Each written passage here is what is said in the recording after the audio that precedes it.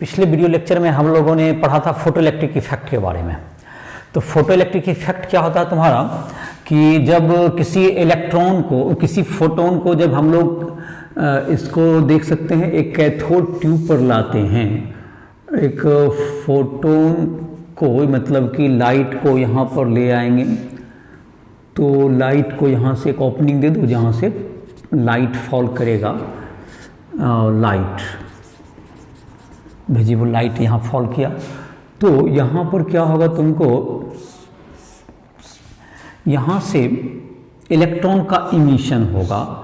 और इस इलेक्ट्रॉन को अगर इमिशन के लिए हम लोग इमिशन करें तो एक रिटार्डिंग पोटेंशियल हम लोग जो है यहाँ पर क्या यूज कर दिए, रिटार्डिंग पोटेंशियल यूज करें तो ये क्या कर देगा, तुमको ये रोक देगा। ये तुमको फोटोन है, तुमको लाइट यहाँ पे फॉल किया, ये तुम्हारा कैथोड है, यहाँ पे पॉजिटिव हो गया और यहाँ से जब निकलेगा तुमको क्या होगा, यहाँ पर पॉजिटिव नहीं, यहाँ पर क्या होगा निगेटिव, और ये क्या होगा तुम्हारा पॉजिटिव इलेक्ट्रोड हो गया, ये प्लस हो गया और ये माइनस हो गया। तो जब ये इस ढंग से ये रिटार्डिंग पोटेंशियल अप्लाई करेंगे, रिटार्डिंग पोटेंशियल अगर अप्लाई करेंगे तो जिससे कि क्या होगा, तुम्हारा कोई इलेक्ट्रॉन नहीं जा पाता है।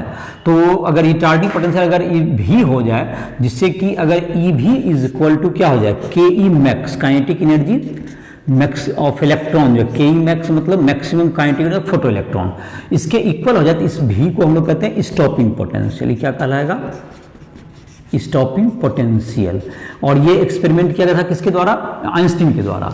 और इस एक्सपेरिमेंट के आधार पर उन्होंने निष्कर्ष निकाला था कि इलेक्ट्रॉन का maximum kinetic energy of electron K E max is equal to H nu minus phi, और फाई इज इक्वल टू क्या था तुम्हारा एच न्यू नॉट, और जिसको हम लोग कहते हैं, ये फाई को हम लोग वर्क फंक्शन कहते हैं, वर्क फंक्शन ऑफ मेटल,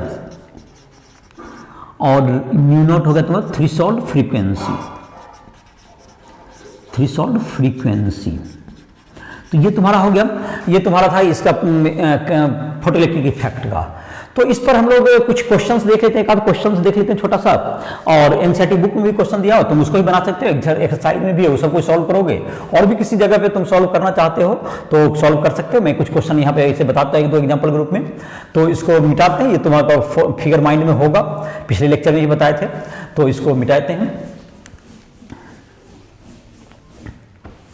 तो एक है, तुमको क्वेश्चन देते हैं छोटा सा,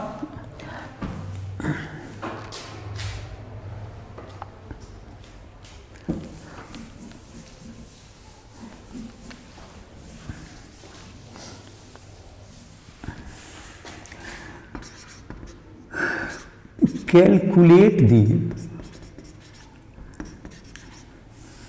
threshold wavelength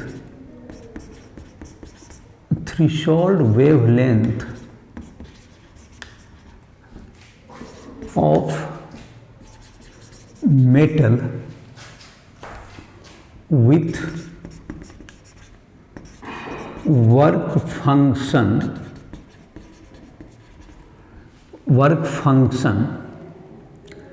2.1 electron volt, 2.1 electron volt इसका वर्क फंक्शन है। इसका थ्रेशोल्ड वेवलेंथ क्या होगा, तो इसका जो सॉल्यूशन होगा तुम्हारा, तो थ्रेशोल्ड फाई जो work function is equal to होता है एच न्यू नॉट।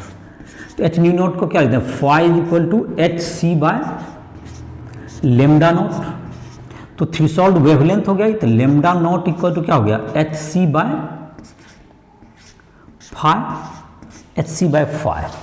तो लेमडा नॉट इक्वल्स टू क्या हो गया, एच सी बाय फाई।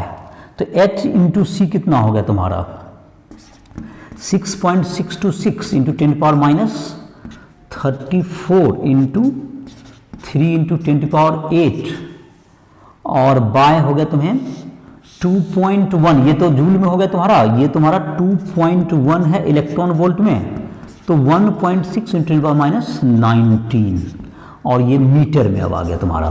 तो इसको कैलकुलेशन पहले पावर का कर लेते हैं, -34 + 8 -26, और ये 19 ऊपर चला जाए तो -9, तो ये पावर हो गया तुमको -9।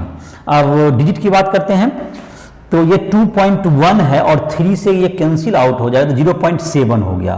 तो 0.7 और 6 पॉइंट अगर 6 कहें तो 6.6 बाय 0.7 तो 66 बाय 7 तो 9.32 तो 7 तो दैट इज 4 और 4 6 46 that is 9.47 into 10⁻⁹ metre.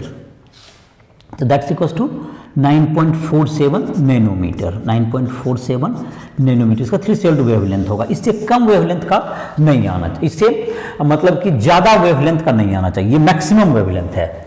Minimum frequency के करस्पॉन्डिंग ये क्या होता है हमारा मैक्सिमम वेवलेंथ। इससे वेवलेंथ क्या होता है ऑलवेज कम होना चाहिए। इट इज मैक्सिमम वेवलेंथ कहते हैं। थ्रेशोल्ड वेवलेंथ में ये क्या हो जाता है ये maximum wavelength of radiation. Maximum wavelength of radiation to emit photo electron. To emit photo electron जैसे फ्रीक्वेंसी मिनिमम होता है थ्रेशोल्ड का दैट इज थ्रेशोल्ड वेवलेंथ। ये क्या होगा तुम्हारा थ्रेशोल्ड वेवलेंथ। ये थ्रेशोल्ड वेवलेंथ हो गया मैक्सिमम को कहते हैं। इससे अधिक नहीं होना चाहिए, इससे कम हो सकता है। इससे कम हो सकता है 9 पॉइंट जो भी तुम्हारा आया। तो फिर से पावर को चेक कर लो -26 और +19 ओ -7 power yes that's equals to -7 हो जाएगा। दैट्स तो दैट -7 मीटर। तो ये तुम्हारा हो गया into that this much 10⁻⁷ metre. यही आंसर हो गया तुम्हारा। तो -26 फिर से ऐड कर लेते हैं -34 + 8 -26 और +19 दैट इज -7 तो ठीक है तुम्हारा दिस मच हो गया। तो इसका वैल्यू हो गया तुमको 947 nanometre.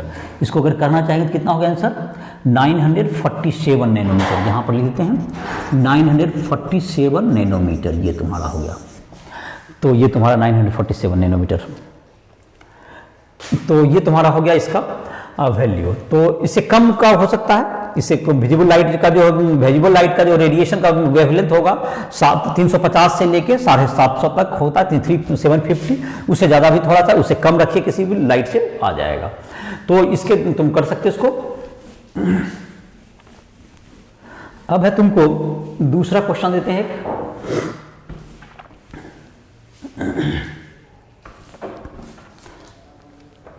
Calculate the stopping potential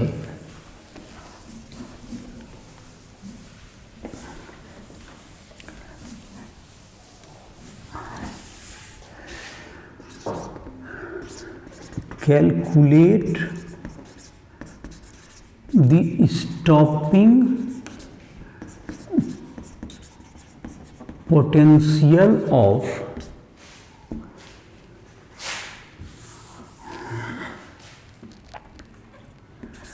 electron in photoelectric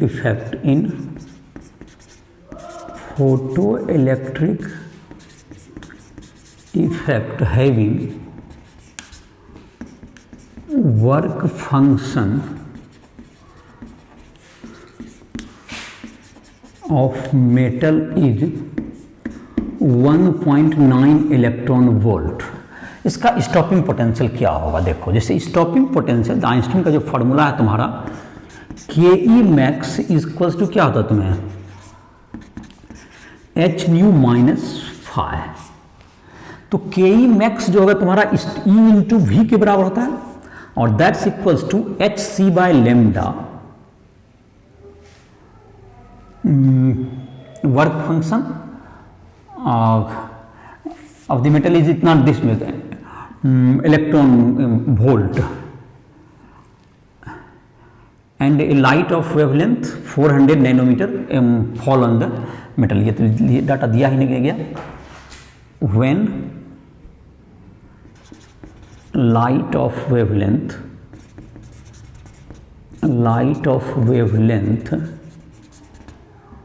400 nanometre fall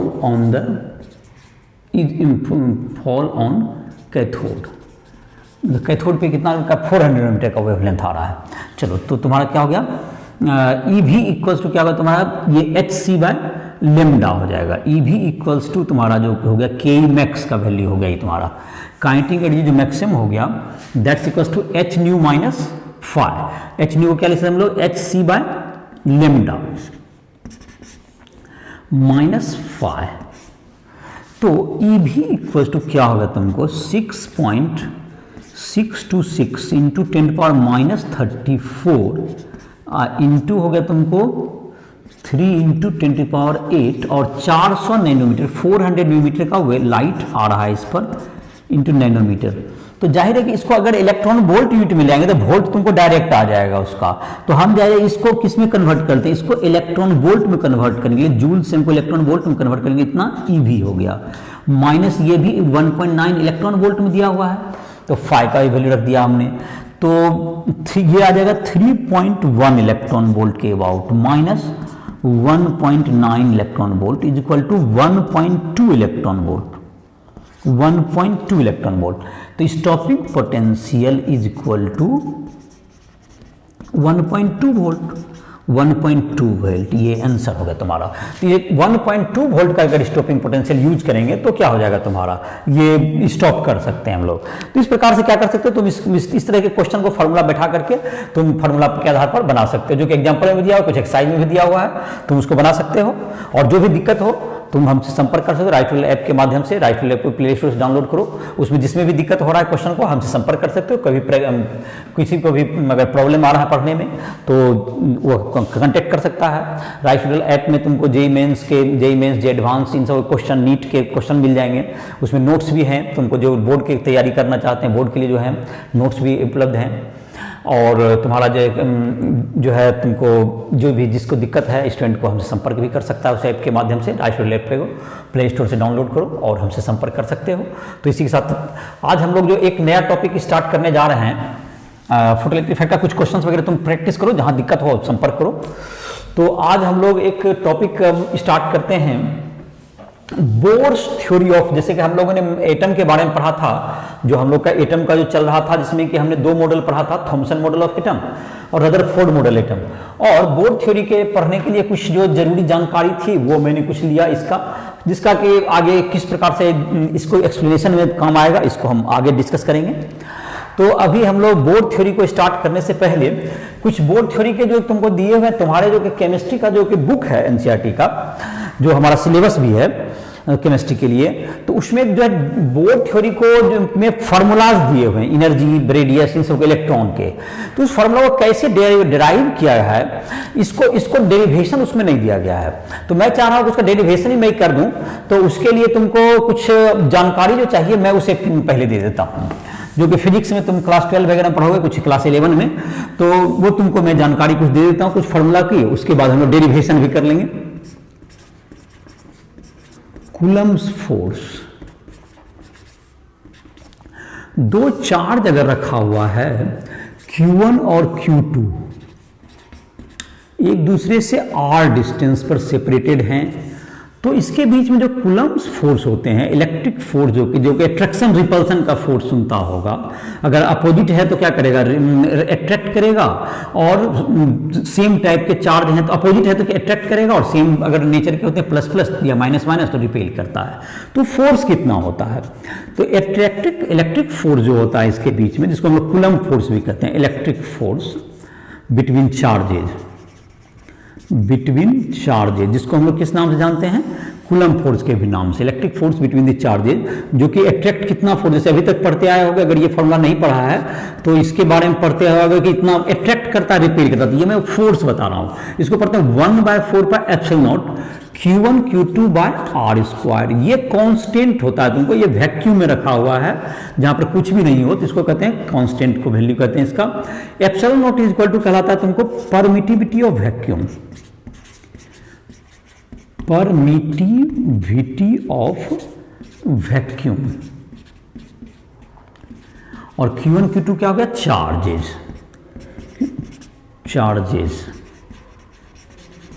R equal to distance between the charges, distance between the charges, ये डिस्टेंस बिटवीन द चार्जेज हो गया। तो ये तुमको एक फोर्स हो गया, एप्सिलॉन नॉट का वैल्यू लिख दिया हमने। एप्सिलॉन नॉट को हम लोग कहते हैं परमिटिविटी ऑफ वैक्यूम, और इसका वैल्यू लिख देते हैं। एप्सिलॉन नॉट का वैल्यू, इसका वैल्यू होता है, एप्सिलॉन नॉट को वैल्यू होता है परमिटिविटी ऑफ वैक्यूम का 8.85 इंटू 10⁻⁻12। और जहाँ तक इसका यूनिट की बात है, इसको अगर एप्सिलॉन नॉट को ऊपर ले जाएंगे तो एप्सिलॉन नॉट को ऊपर ले जाएंगे तो यूनिट देखो कैसे निकालेंगे। चार्ज का यूनिट क्या था, कूलम होता है। एप्सिलॉन जब ऊपर चला गया तो फोर्स नीचे आ जाएगा, तो कूलम स्क्वायर पर न्यूटन मीटर स्क्वायर। जाहिर समझ गया होगा, Q1 Q2 का होगा coulomb into coulomb by force का होगा न्यूटन और मीटर स्क्वायर। तो इसका ऐसा यूनिट क्या हो गया, कूलम स्क्वायर पर न्यूटन मीटर स्क्वायर, ये तुम्हारा हो गया। तो इस तरह से क्या निकाल सकते हैं, दोनों के बीच में लगने वाला फोर्स को हम लोग कैलकुलेट कर सकते हैं। क्योंकि जो न्यूक्लियस जो इलेक्ट्रॉन जो घूमता है उस प्रोटॉन के चारों, तो वहां पे इलेक्ट्रिक फोर्स के कारण ही घूमता है। एक तो ये हो गया तुम्हारा। दूसरा एक हम लोग फॉर्मूला देखते हैं, सेंट्रीपेटल फोर्स कहते हैं, एक सेंट्रीपेटल फोर्स। अगर कोई सर्कुलर ऑर्बिट में ये force is required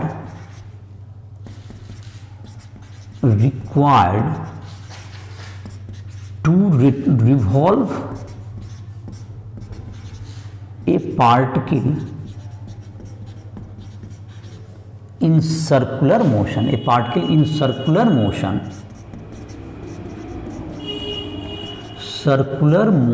towards the center,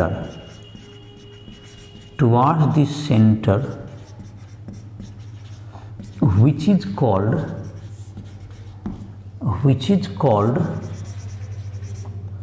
centripetal force। तो सेंट्रीपेटल फोर्स का वैल्यू होता है, उसका value F is equal to होता है mv स्क्वायर बाय r। ये सेंट्रीपेटल फोर्स हो गया, ये सेंट्रीपेटल फोर्स का फार्मूला हो गया सेंट्रीपेटल फोर्स। तो m क्या हो गया, mass of the particle, m is equal to mass of the particle, v is equal to speed of the particle, r is equal to radius of circle. तो ये जैसे तुम्हारा है, जैसे कि यहाँ पे सर्कुलर मोशन में घूम रहा है कोई पार्टिकल, इसको फिगर से दिखा दो। ये अगर यहाँ पर है, ये यहाँ पर है अगर, तो एक फोर्स इसको सेंटर की ओर चाहिए, सेंटर की ओर एक फोर्स लगेगा जिसको हम लोग F कह रहे हैं। इसका मास है m और स्पीड इसका इधर की ओर v है और इसका रेडियस है r। ये जो फोर्स है F, इसका वैल्यू होगा F equal to mv square. इतना फोर्स चाहिए, नहीं तो ये सर्कुलर पाथ में नहीं घूम पाएगा। अगर सर्कुलर पाथ में से घूमना है तो इतना फोर्स इसको चाहिए, नहीं तो ये सर्कुलर पाथ में नहीं घूम सकता है। एक ये हो गया तुमको। दूसरा एक और फॉर्मूला जिसको हम लोग कहते हैं इलेक्ट्रिकल पोटेंशियल एनर्जी, इन सबों की रिक्वायरमेंट होती है, इसको देख लेते हैं हम लोग। इलेक्ट्रिकल पोटेंशियल एनर्जी, इन सबको क्लास 12 फिजिक्स में तुम लोग पढ़ोगे इसे डिटेल में। और ऐसे मैं वही बता देता हूँ, फॉर्मूला Q1 Q2 है यहाँ पर और R डिस्टेंस पर है, तो इसका इलेक्ट्रिकल पोटेंशियल, जैसे तुमने अभी इलेक्ट्रिकल ग्रेविटेशनल पोटेंशियल MGH पढ़ा होगा, यहाँ पर इलेक्ट्रिकल पोटेंशियल एनर्जी। तो फॉर्मूला था U equals to 1/4πε0 Q1 Q2 by R। तो ये तुम्हारा इलेक्ट्रिकल पोटेंशियल एनर्जी होता है, इलेक्ट्रिकल पोटेंशियल एनर्जी। ये हो गया इलेक्ट्रिकल पोटेंशियल एनर्जी। और डिस्टेंस, ये तो Q1 Q2 चार्ज हो गया, इसके बीच का डिस्टेंस, इस सिंबल को देखा ही है। और काइनेटिक एनर्जी का फॉर्मूला होता है तुमको, काइनेटिक एनर्जी ये तो जानता ही होगा, काइनेटिक एनर्जी के बराबर क्या होगा, जो मोशन का होता है k equal to half mv square. Potential energy को k कह सकते हैं, k। और इसको कह सकते हैं या तो u के बदला, इसको u को बदला कर दो, इसको u के बदला pe कह दो। पोटेंशियल एनर्जी मतलब कि u कह सकते हो, या ऐसे इसको क्या कह सकते हैं हम लोग, u इज इक्वल टू लिखा है हमने p 1/4πε0 Q1 Q2 by R। यहाँ पर देखो फोर्स में होता था R स्क्वायर और इसमें होता है फॉर्मूला में पोटेंशियल एनर्जी का फॉर्मूला क्या होगा 1/4πε0 Q1 Q2 बाय R। तो इसको हम लोग u के बदला इसको pe कह देते हैं, इसको पोटेंशियल एनर्जी, इसको क्या कह देते हैं हम लोग pe, potential energy equals to this one, electrical potential energy हो गया pe। तो ये तुम्हारा हो गया कुछ जानकारी। इसको लिख सकते हो एक फोर्स बिटवीन द चार्जेस, जैसे कि तुमको यहाँ इसलिए बताया गया क्योंकि यहाँ पर क्या होता है, ये जो फिगर जैसे बना हुआ है, यहाँ पर न्यूक्लियस में प्रोटॉन होते हैं, यहाँ पर इलेक्ट्रॉन चारों ओर घूमते हैं, तो इलेक्ट्रिक जो फोर्स होता है यही सेंटीमीटर फोर्स के रूप में काम करता है। और इसके बाद इसकी जब एनर्जी कैलकुलेट करते हैं इन सबों की जरूरत पड़ेगी। तो ये तुमको कुछ जानकारी हमने दिया जो कि बोर्ड थ्योरी में कुछ एक्सप्रेशंस में डिराइव करूंगा जो कि तुम्हारे एनसीईआरटी बुक में नहीं है इसे, और डेरिवेशन से तुम जानना चाहो जो जिसको समझ में आएगा, जिसको कि अच्छा लगेगा वो डेरिवेशन देख सकते हो, नहीं तो फार्मूला उसमें लिखा हुआ रहेगा, फार्मूला से ही काम करे, तुम्हारे बुक में दिया हुआ। तो इसको हम आगे इसको मिटाते हैं, इसको लिख लो फार्मूलाज को। ऐसे फिजिक्स में ये सब फार्मूला काम करते ही है, तो आज निकल पढ़ना ही है, पढ़ लो इसको। देखो जैसे डेरिवेशन कर देते हैं, बोर्स थ्योरी की अब बात करते हैं। Bourse theory for atomic.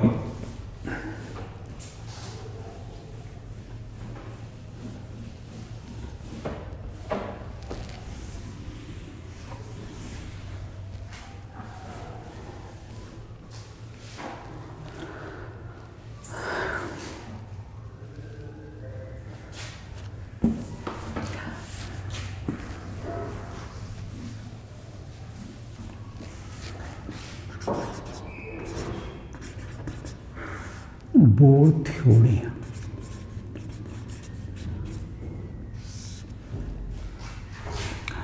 तो नंबर पहला लिख सकते हैं,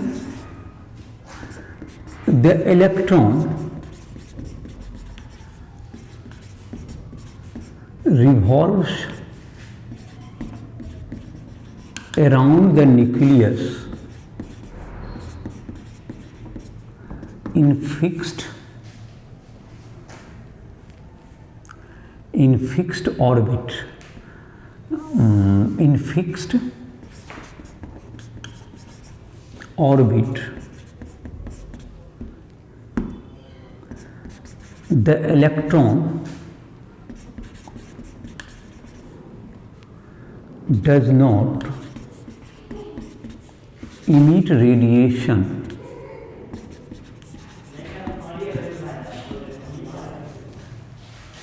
when it revolves around the nucleus. When it revolves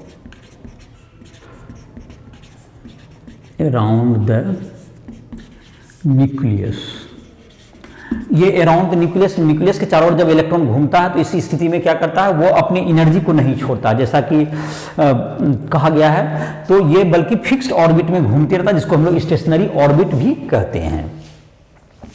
दूसरा तुमको पोस्टुलेट इसमें लिख सकते हो, the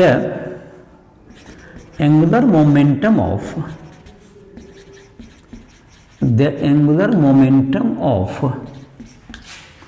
electron revolving around the nucleus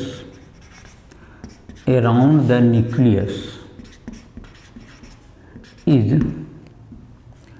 integral multiple of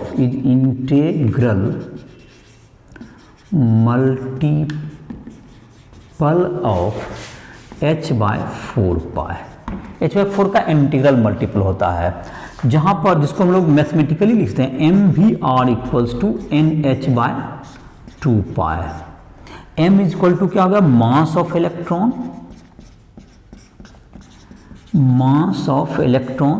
v equal to velocity of electron,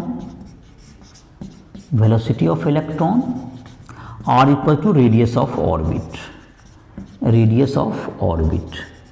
तो तुम्हारा ये हो गया एंगुलर मोमेंटम होता है। ये तुम्हारा क्या हो गया, it is this term is mvr को हम लोग क्या कहते हैं, एंगुलर मोमेंटम। तो एंगुलर मोमेंटम जो तुमको जहां तक ये जो तुम एंगुलर मोमेंटम के बारे में जो बोर्ड का सोचना था, ये जो कि हम लोग जो कि ग्रेविटेशन में पढ़ते हैं, ग्रेविटेशन मतलब जो कि सन, ये जो एटम का मॉडल है, it is very equivalent to solar system. जैसे कि सोलर का सन होता है सेंटर पे, सन के चारों ओर क्या होते हैं, प्लेनेट घूमते हैं। तो उसका भी जो बेसिक थ्योरी है कि वो एंगुलर मोमेंटम कंजर्वेशन पर ही आधारित होता है। उसमें भी एंगुलर मोमेंटम क्या होते हैं, जब प्लेनेट चारों ओर घूमते हैं किसी सन के चारों ओर, तो उसके एंगुलर मोमेंटम कंजर्व रहते हैं। तो इसी के आधार पर बोर्ड ने भी सोचा कि जब इलेक्ट्रॉन घूमते होंगे न्यूक्लियस के चारों, तो उसके भी एंगुलर मोमेंटम क्या होंगे और कंजर्व होंगे। और इस फार्मूला को उन्होंने हाइड्रोजन स्पेक्ट्रम के रीडिंग के आधार पर इन्होंने डिराइव किया, और उसके आधार पर हाइड्रोजन स्पेक्ट्रम का पूरा एक्सप्लेनेशन किया था इसका, और उसी के आधार पर ये फार्मूला उन्होंने ऐसा कल्पना किया। तो इसके आधार पर ये दोनों, इसके आधार पर एंगुलर मोमेंटम के आधार पर हम लोग जो है एनर्जी और रेडियस इसका एक्सप्रेशन ड्रॉ करते हैं, इसका देखते हैं। जो कि मैंने कहा तुम्हारे जो एक एनसीईआरटी बुक में सारा का फार्मूला ही दिया हुआ है, सिर्फ हम उसको डेरिवेशन करके ला देते हैं। और तुम जिसको चाहोगे तो सिर्फ फार्मूला भी देख सकते हो, अगर डेरिवेशन समझने में दिक्कत जिस स्टूडेंट को हो तो सिर्फ फार्मूला से काम कर सकते हो, और फार्मूला जिसको डेरिवेशन समझने की कोशिश करो। आई होप कि समझ में आ जाएगा, और कुछ बेसिक आधार मिल जाएगा तो अच्छा भी लगता है। थोड़ा देखो समझ में भी आ जाना चाहिए। आई होप मैंने उसका बेसिक बता दिया है, तुम्हें समझ में आ जाएगा। तो हम लोग इसके आधार पर, इसी पोस्टुलेट्स के आधार पर हम लोग क्या करते हैं, डेरिवेशन कर लेते हैं।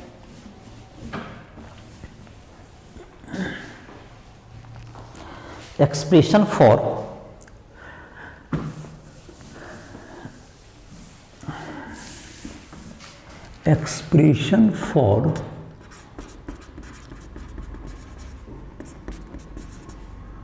radius, velocity and energy of electron। तो इलेक्ट्रॉन का बोर्ड थ्योरी के आधार पर ये तुमको किया जाए। जहां तक कि एटम की बात है, board theory applicable for one electron species only. तो इसमें मान लेते प्रोटॉन की संख्या एक से ज्यादा भी हो सकती है। तो प्रोटॉन मान लेते हैं यहाँ पे जेड प्रोटॉन है, तो यहाँ पे कितने प्लस चार्ज होंगे, पॉजिटिव चार्ज होंगे, जेड ई कितने चार्ज हो जाएंगे यहाँ पर, जेड इंटू ई का चार्ज हो जाएगा यहाँ पर, अगर जेड प्रोटॉन है इसमें पॉजिटिव। और एक इलेक्ट्रॉन के लिए ही लागू होता है, तो यहाँ पर एक इलेक्ट्रॉन रिवॉल्व कर रहे हैं, एक इलेक्ट्रॉन है यहाँ पर, ये निगेटिवली चार्ज होगा, ये माइनस निगेटिवली चार्ज होता है, और ये पॉजिटिवली चार्ज होता है। तो इलेक्ट्रॉन इन दोनों को अट्रैक्ट करेगा, इसको, ये इलेक्ट्रॉन को अपनी ओर खींचेगा एफ फोर्स से। तो ये जो तुम्हारा हो गया board theory is applicable for one species, board theory is applicable for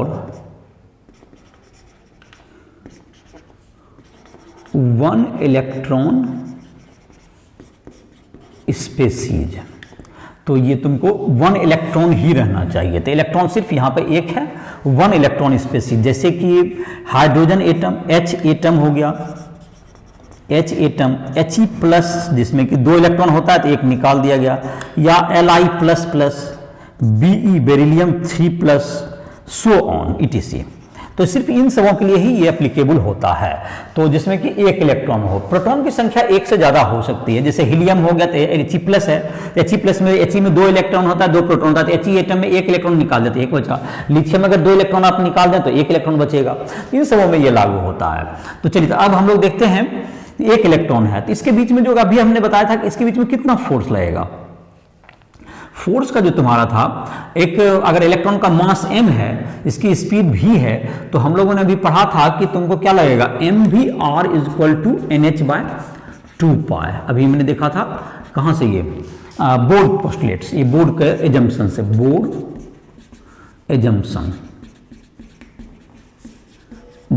assumption, इसको इक्वेशन नंबर 1 मान सकते हो। दूसरा कह सकते हो F = हो जाएगा तुमको सेंटीपिटल फोर्स, F बराबर तो mv² होगा, कूलम्ब फोर्स, इलेक्ट्रिक फोर्स जो होगा तुम्हारा यहाँ पर, इलेक्ट्रिक फोर्स कितना एक्ट करेगा, इलेक्ट्रिक फोर्स = 1/4πε Q1 ZE हो गया एक charge into E/r²।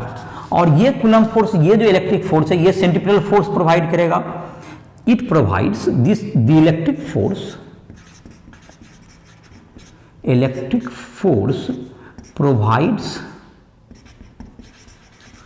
centripetal force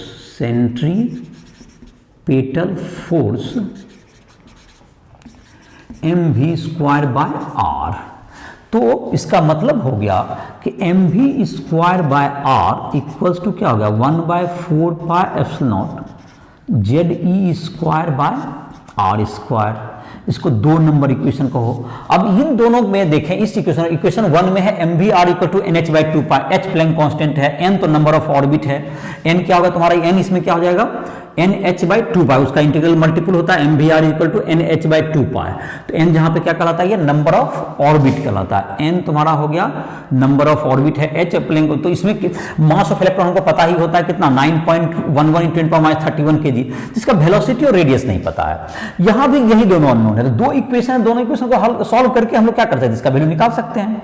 तो M we square by R, इसको इक्वेशन, इसके एक लाइन और बढ़ा दो, उसके बाद इक्वेशन 2 मानते हैं। तो चलते इसमें तो एक देख लेते हैं, तो M we square E R तो कैंसिल आउट हो सकता है, 1/4 Z E square by R square है, यहाँ पे एक आर है तो इसको कैंसिल कर लो, उसके बाद इक्वेशन 2 मानते हैं। तो M we square equal to क्या होगा तुम्हें 1/4 pi epsilon Z E square by R, ये इक्वेशन नंबर 2, इसको एज्यूम कर लो। चलो तो एम वी स्क्वायर आर हो जाएगा, ये तुम्हारा जो आर था, इसको भी इक्वेशन रुक जाओ, एक लाइन और लिख लो, इस आर को इधर डाल लो। तो M we square into R equal to क्या होगा Z E square by 4 pi epsilon, it is equation number 2। चलो ये इक्वेशन नंबर 1 और 2 को अगर डिवाइड करते हैं, 2/1 कर देते हैं, इक्वेशन नंबर 2/1 करते हैं तो क्या हो जाएगा, देखते हैं इसको। इक्वेशन नंबर 2 और 1 को डिवाइड कर देते हैं, तो इक्वेशन 2/1, तो सेकेंड बाय फर्स्ट को डिवाइड करते हैं, देखते हैं।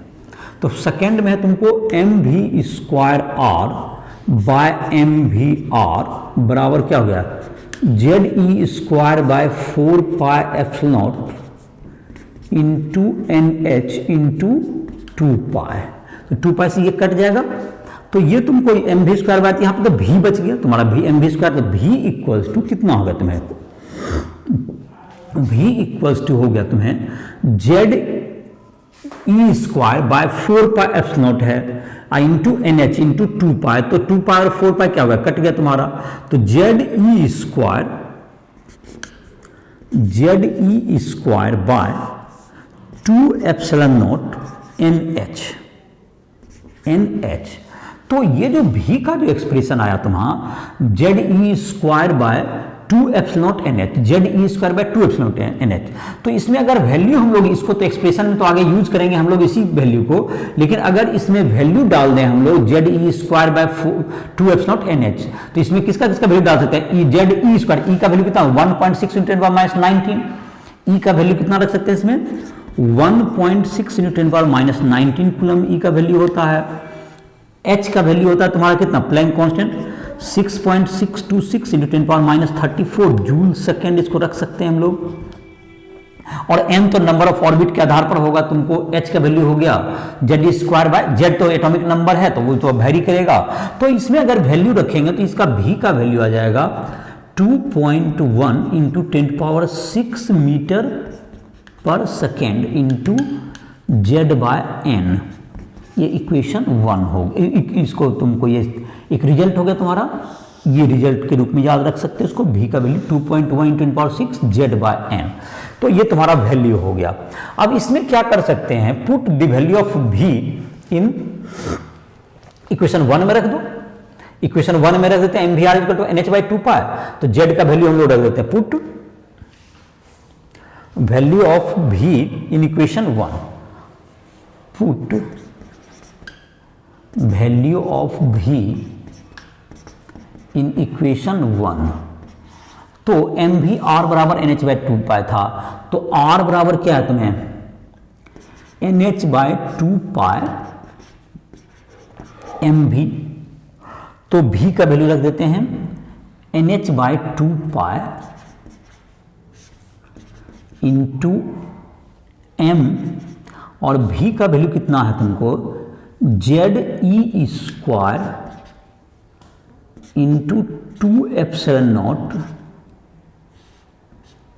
N H, Z E square by 2 epsilon N H, Z E square by 2 epsilon N H, तो ये तुम्हारा क्या होगा value n square h square z square 2 epsilon N H, तो 2 तुम्हारा कट ही गया, तो r जो तुम्हारा आ गया, r इक्वल्स टू क्या होगा तुम्हारा, n स्क्वायर h स्क्वायर है, एप्सिलॉन नॉट एक है तुम्हारा, हाँ, जेड ई स्क्वायर, और लिख देते हैं r equals to n square h square, और तुम्हारा हो गया n square h square into 2, और 2 तो तुम्हारा कैंसिल होगा, तो एप्सिलॉन नॉट खाली n square h square epsilon naught, that's equals to हो गया तुम्हें n square h square epsilon naught by pi, और क्या होगा तुम्हें m इंटू जेड ई square, pi m into z ई स्क्वायर, ये तुम्हारा किसका वैल्यू हो गया, r का वैल्यू हो गया। और इसमें जो कि जितने कांस्टेंट सबका वैल्यू रखने के बाद ये तुमको पाओगे, इसमें आएगा 52.9 picometre into n square by z, ये तुम्हारा आ जाएगा, इसका वैल्यू r का वैल्यू आ जाएगा। Picometre, 1 picometre equal to 10⁻12 metre, 1 picometre equal to 10⁻12 metre.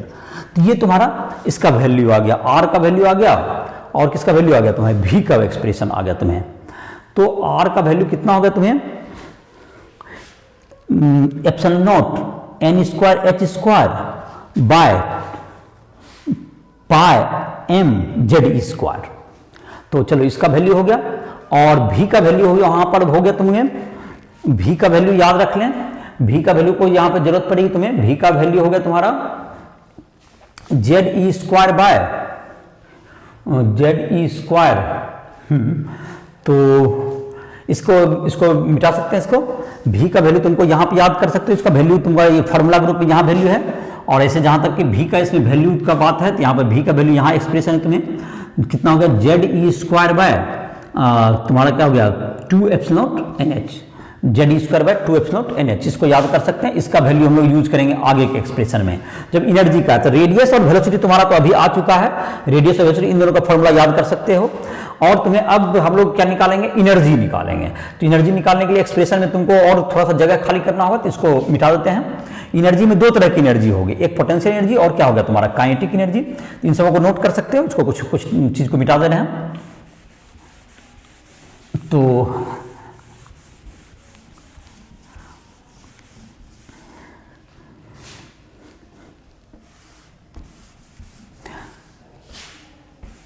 इसमें जो एक्सप्रेशन है, इसको जो है तुमको पोटेंशियल एनर्जी और काइनेटिक एनर्जी को निकालना है। तो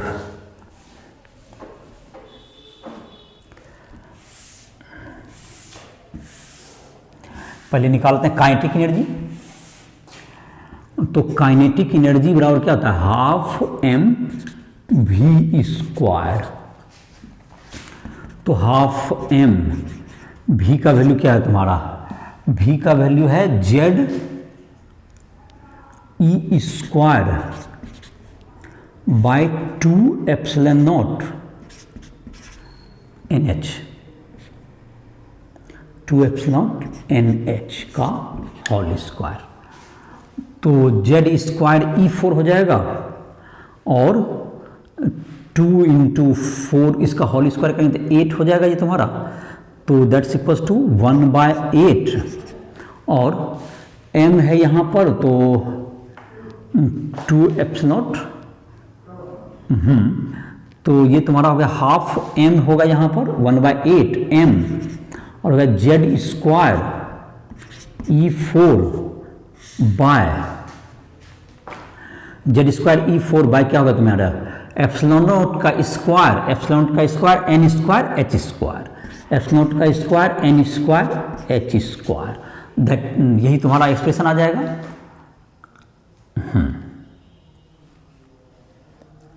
तो ये तुम्हारा एक्सप्रेशन आ गया इसका वैल्यू में। और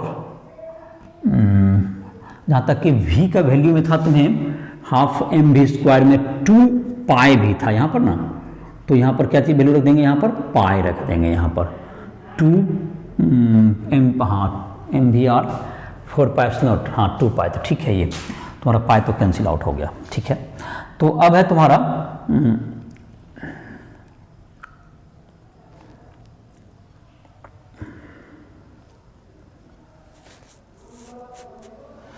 अब तुम्हारा आ जाएगा तुम्हारा वैल्यू है फिर पोटेंशियल एनर्जी का। फिर एक्सप्रेशन लिखते हैं। पोटेंशियल एनर्जी का एक्सप्रेशन क्या हो जाएगा, 1/4 pi epsilon Q1 Q2 by R। ये पोटेंशियल एनर्जी तो स्केलर क्वांटिटी है, तो जब हम यहाँ पे चार्ज देंगे तो इसका वैल्यू भी डालेंगे, इसका R का। अब R का जो फॉर्मूला है यहाँ पर डाल देंगे तो माइनस क्या होगा तुम्हारा, R का जब फॉर्मूला डालेंगे तो माइनस हो गया तुम्हें इसका एक्सप्रेशन। R का फॉर्मूला डालने के बाद जो आ जाएगा तुम्हें -1/4 pi epsilon ZE square by R है तुम्हें। तो R का वैल्यू हो गया तुम्हें, R का वैल्यू तुम्हारा यहाँ पर रखने के बाद तुम्हारा जो वैल्यू आने वाला है, R का वैल्यू यहाँ पर डाल सकते हो। R का एक्सप्रेशन यहाँ पर डाल दें तो R का वैल्यू डालने के बाद एक put value of R in equation this equation, तो ये तुम्हारा हो गया दैट्स इक्वल्स टू क्या हो जाएगा तुम्हारा माइनस, ये तुम्हारा R का put the value of R, put value of R, तो ये तुम्हारा हो जाएगा -1/4 m Z square E4 by epsilon square n square h square, epsilon square n square h square, ये पोटेंशियल एनर्जी हो गया। तो टोटल एनर्जी जो हो जाएगा तुम्हारा, टोटल एनर्जी बराबर potential energy plus kinetic energy, तो दैट्स इक्वल्स टू क्या होगा तुम्हारा माइनस में ही आ जाएगा तुमको -1/4 और +1/, बाकी सारी क्वांटिटी सेम ही है, तो दैट्स इक्वल्स टू -1/8 आ जाएगा तुम्हें mz square E4 by epsilon square n square h square. तो ये एनर्जी का एक्सप्रेशन हो गया तुम्हारा, एनर्जी का वैल्यू। और एनर्जी का जब वैल्यू यहाँ पर इसका वैल्यू को रखेंगे हम लोग, तो एनर्जी का वैल्यू जो हम बाद ये फॉर्मूला जो हम लोग प्राप्त करेंगे तो इसमें E इक्वल टू आ जाएगा तुम्हारे यहाँ वेलोसिटी, इन सबों का एक्सप्रेशन का जरूरत था तो इसको मिटाते हैं। तो E का जो फॉर्मूला आएगा तुम्हें यहाँ पर अब, और यहाँ पर तुम्हारा जो वैल्यू R का वैल्यू यहाँ से लिया गया है, R का वैल्यू यहाँ से पुट कर दोगे तो तुम्हें ये तुम्हारा एक्सप्रेशन आ जाएगा तुम्हारा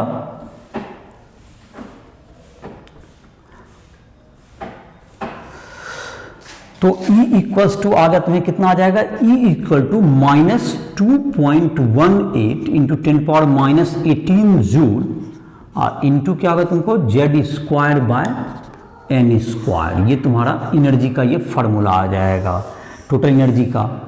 और पोटेंशियल एनर्जी जो आता है, पोटेंशियल एनर्जी तुम्हारा, और इलेक्ट्रॉन वोल्ट में अगर इस एनर्जी को लिखते हैं तो ये आ जाता है -13.6 electron volt into Z square by n square. Electron volt में एनर्जी का इसी एनर्जी को लिखा गया nth ऑर्बिट का। और जहाँ तक कि पोटेंशियल एनर्जी का एक्सप्रेशन और काइनेटिक एनर्जी का, काइनेटिक एक्सप्रेशन तो बिल्कुल दोनों के एक जैसा ही है। तो पोटेंशियल एनर्जी का अगर वैल्यू हो गया तो काइनेटिक एनर्जी जो हो जाएगा तुम्हारा, तो ये हो जाएगा एक ही जैसा 2.18 × 10⁻⁻18 joule into Z square by n square. ये किसका वैल्यू हो गया, काइनेटिक एनर्जी।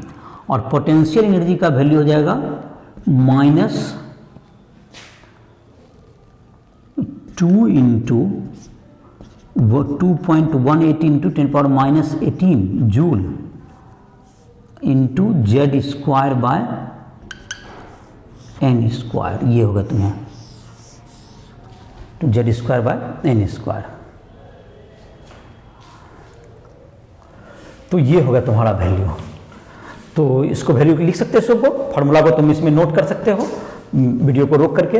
तो फार्मूला जितना भी तुमको निकला उन सबों को हम एक जगह कर दे रहे हैं, तुमको जो याद करना है तुम्हें फार्मूला। तो अभी तक जो आया तुम्हारा फार्मूला वो क्या क्या आया तुम्हें, एक तो तुम्हारा आ गया जो कि बोर्ड थ्योरी में, जो कि कुछ फार्मूला को अगर हम लोग ये डेरिवेशन को अगर जिसको नहीं करना है उसको मैं तुम्हारे एनसीईआरटी बुक में ये दिया हुआ भी नहीं है कैलकुलेशन, तो तुम इसको भूल भी सकते हो। तुम इसको डेरिवेशन जितना समझ में आया उसको कर सकते हो, और नहीं तो इसको क्या कर सकते हो, छोड़ भी सकते हो। तो मैं फार्मूला इसमें लिख देता हूँ। जैसे तुमको क्या था, एक था तुमको formula mvr is equal to NH/2π। दूसरा फार्मूला जो याद रखोगे, nth ऑर्बिट का रेडियस जो तुम्हारा होगा that's equal to 52.9 picometre into n square by z, radius of nth orbit. तीसरा फॉर्मूला तुम जो याद रखोगे, energy of nth orbit -2.18 into power -18 joule into Z square by n square. ये फॉर्मूला हो गया एनर्जी का। चौथा फॉर्मूला अगर याद करो, एनर्जी हो गया, रेडियस हो गया, वेलोसिटी हो गया तुम्हें। और अगर फॉर्मूला जैसे जानना चाहते हो तो काइनेटिक एनर्जी का फॉर्मूला लिख सकते हो। तो काइनेटिक एनर्जी होता है तुम लोग के 2 माइनस को सिर्फ प्लस कर दो, 18 joule into Z square by n square. और तुमको अगला याद करना चाहिए पोटेंशियल एनर्जी -4.32 इंटू 10⁻18 इंटू ये joule into Z square by n square. तो ये सब तुम्हारा फॉर्मूला हो गया जिसको कि तुम याद कर सकते हो। और दूसरा है इसके बाद एनर्जी ऑफ फोटोन इमिटेड। तो हाइड्रोजन स्पेक्ट्रम का एक्सप्लेनेशन में आते हैं अब। एक्सप्लेनेशन ऑफ हाइड्रोजन स्पेक्ट्रम, या तुमको कहते हैं energy of photon, energy of radiation, radiation जो कि तुमको कह सकते हो, जो कि when electron jump from higher energy orbit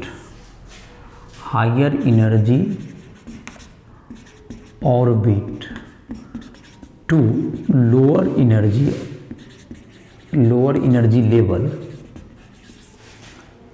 it emit radiation, which has energy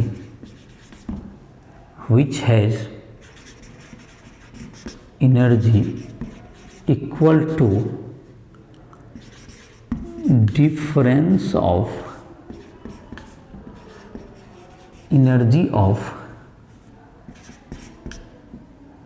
electron in orbit। तो जो कि तुम्हारा किसी दो ऑर्बिट से, मतलब कि अगर जैसे कि इलेक्ट्रॉन यहाँ पर घूम रहा है, मान लेते हैं कि न्यूक्लियस के चारों ओर ये ऑर्बिट है, तुमको मान लेते हैं nth ऑर्बिट है ये, और ये तुमको है mth ऑर्बिट है। तो इलेक्ट्रॉन इसकी एनर्जी अगर यहाँ से यहाँ तक आएगा तो ये डेल्टा ई जो एनर्जी जो एमिट करेगा दैट्स इक्वल्स टू इलेक्ट्रॉन का e energy minus e m के बराबर, एन बड़ा है एम से, e n minus e m के बराबर इमिट करेगा। तो डेल्टा ई बराबर क्या होगा, -2.18 जूल इंटू क्या होगा तुम्हारा z square by n square, और माइनस माइनस क्या हो जाएगा plus 2.18 joule into Z square by m square. तो डेल्टा ई बराबर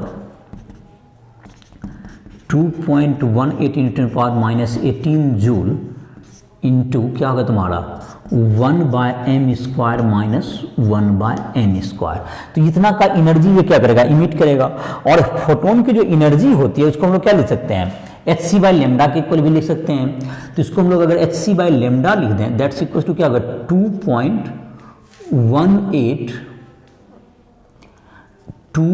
क्या होगा तुम्हें 18 that's equals to 1/λ 2.18 into -18 joule into Z square into क्या होगा तुम्हें 1/m² माइनस 1/n²। तो यहाँ पर भी तुमको जेड स्क्वायर लिख सकते हो, या यहाँ पर जेड स्क्वायर दे दो, जूल इंटू यहाँ पर एक जेड स्क्वायर दे दो यहाँ। 1/m² minus 1/n²। तो ये HC का वैल्यू जब इस साइड डाल देंगे हम लोग तो इसका एक फॉर्मूला आ जाएगा, यहीं से एक्सप्रेशन यहाँ पर मैं लिख देता हूँ।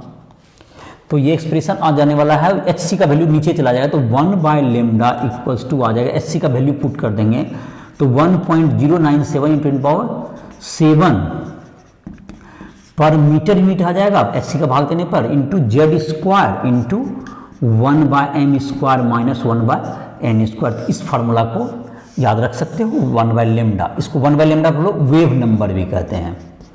1/λ is known as wave number. तो वेव नंबर का वैल्यू हो गया यही तुम्हारा 2.18 × 10⁻18 Z² into 1/m² minus 1/n²। तो ये हो गया तुम्हारा इसका वैल्यू हो गया तुम्हें, तो इसको नोट कर सकते हो। अब है तुम्हें इसका हटा देते हैं इसको, तो इस फॉर्मूला को लिख सकते हो सबको। और ये जो तुमको अब एक्सप्लेनेशन जहां तक रहा, एक्सप्लेनेशन ऑफ तुमको क्या है, जैसे हाइड्रोजन स्पेक्ट्रम का तुम इसके आधार पर कर ही सकते हो बिल्कुल। ये जो तुमको कहा गया कि जब तो एनर्जी क्या हुआ कि जब nth ऑर्बिट से mth ऑर्बिट में आता, हायर ऑर्बिट से लोअर ऑर्बिट में आता है इलेक्ट्रॉन, तो क्या करता है, ये इमिट करता है, रेडिएशन को इमिट करता है। जैसे कि तुमको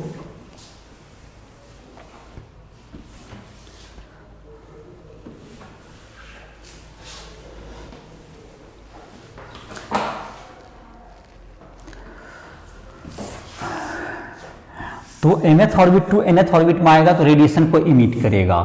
तो explanation of hydrogen spectrum, explanation of hydrogen spectrum. तो हाइड्रोजन स्पेक्ट्रम क्या है तुमको, it is a type of emission spectrum. Spectrum दो तरह के होते हैं, जैसे स्पेक्ट्रम पहले पता, चलो हाइड्रोजन स्पेक्ट्रम पहले स्पेक्ट्रम पढ़ते हैं। चलो इसको देख लेते हैं। पहले बोर थ्योरी हमने देखा, अब बोर थ्योरी की क्या विशेषता रही। इमिशन मतलब क्या होगा तुमको, एक इमिशन स्पेक्ट्रम हम लोग कहते हैं, इमिशन स्पेक्ट्रम। स्पेक्ट्रम के बारे में पढ़ते हैं, देखते हैं।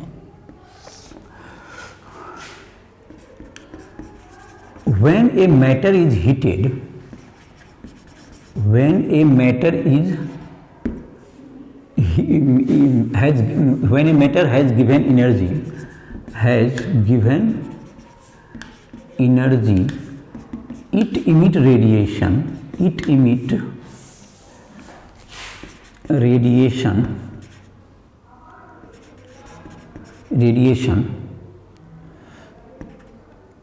the spectrum obtained by the radiation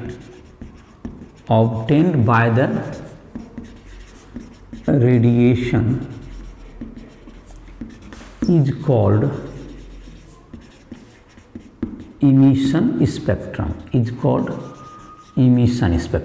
तो जो रेडिएशन जो इमिट करेगा, कोई एटम पर, जैसे किसी मेटल पर अगर एनर्जी दिया गया, तो अगर कोई जैसे कि हाइड्रोजन एटम है अगर, तो the radiation of atom, the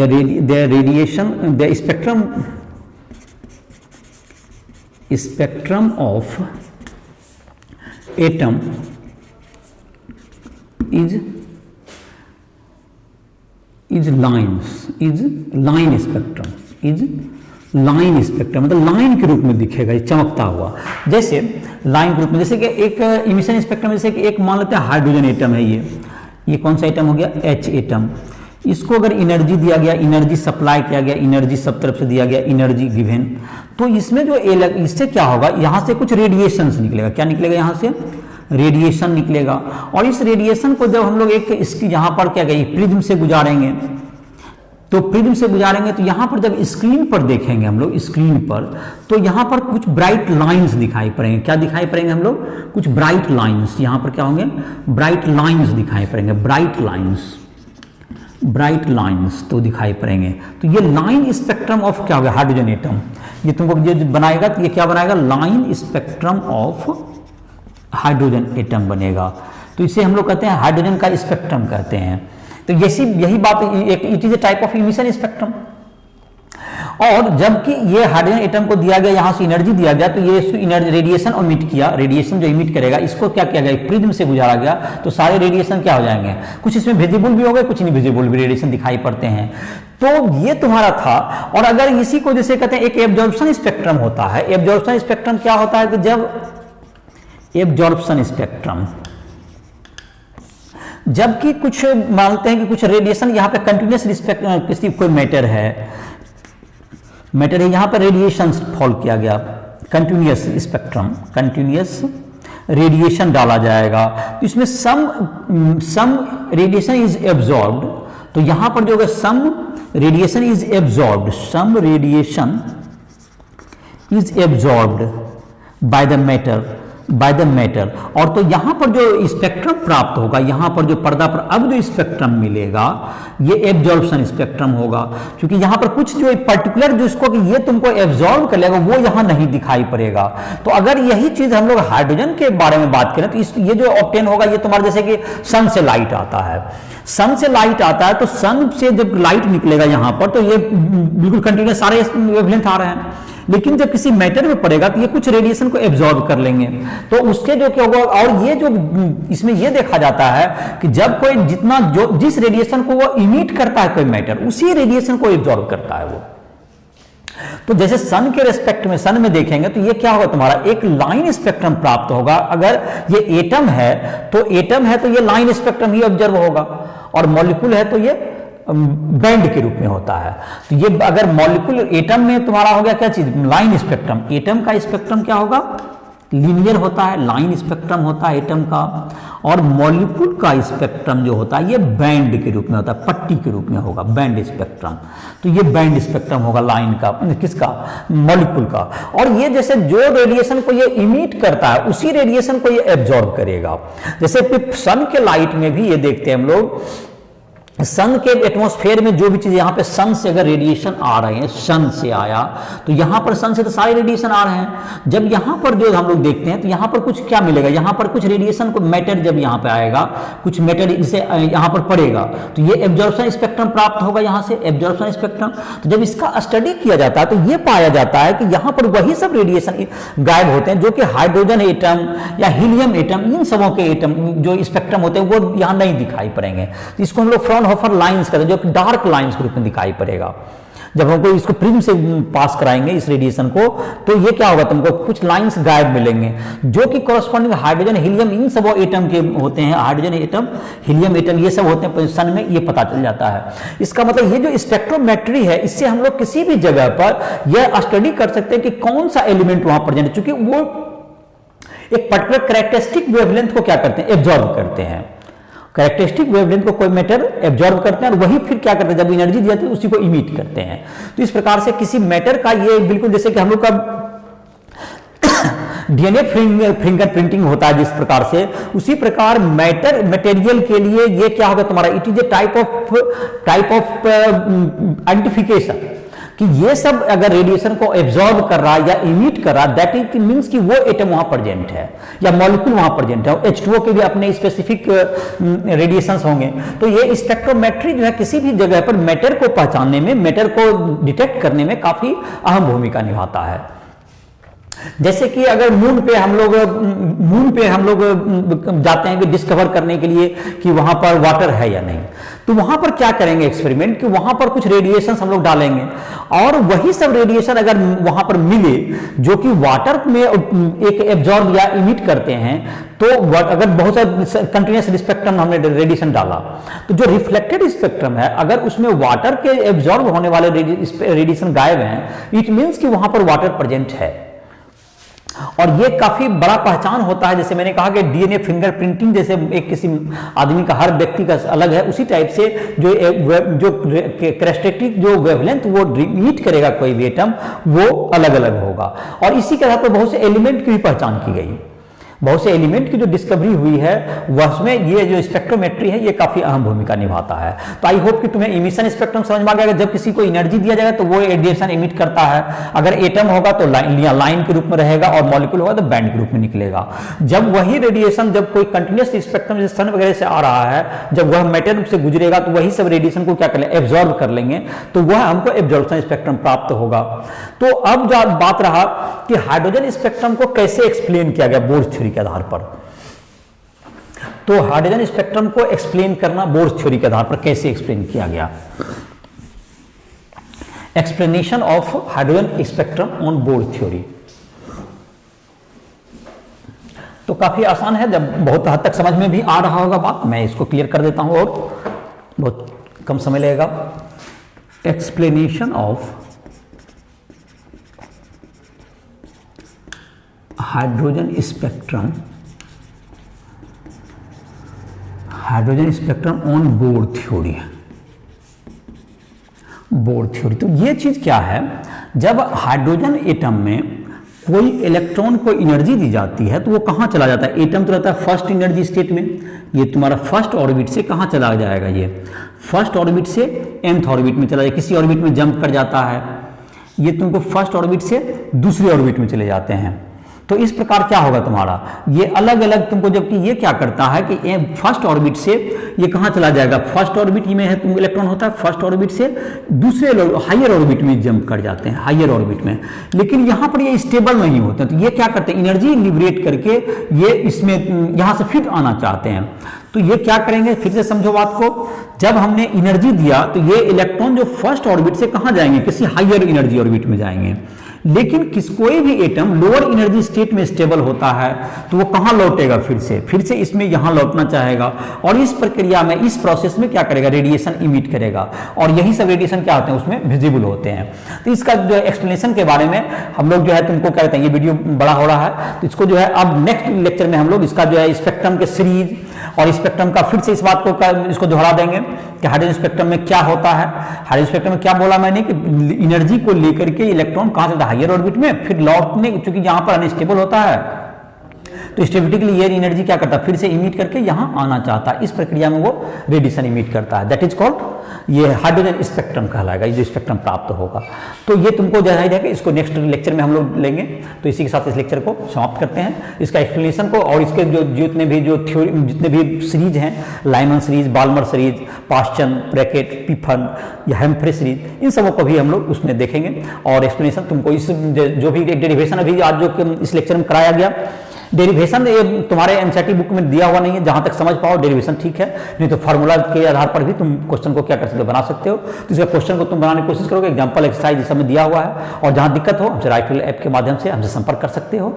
और इसी के साथ इसको राइट ऐप तुम प्ले स्टोर से डाउनलोड करो, और हमसे जो भी दिक्कत हो पढ़ने में, जहां परेशानी हो रही है, जेई हो, नीट हो या किसी भी एग्जाम के लिए, तो हमसे संपर्क कर सकते हो। कोई भी क्वेश्चन, फिजिक्स, केमिस्ट्री, मैथ, किसी भी सब्जेक्ट में, तो हमसे मदद ले सकते हो। इसी के साथ इस लेक्चर को समाप्त करते हैं।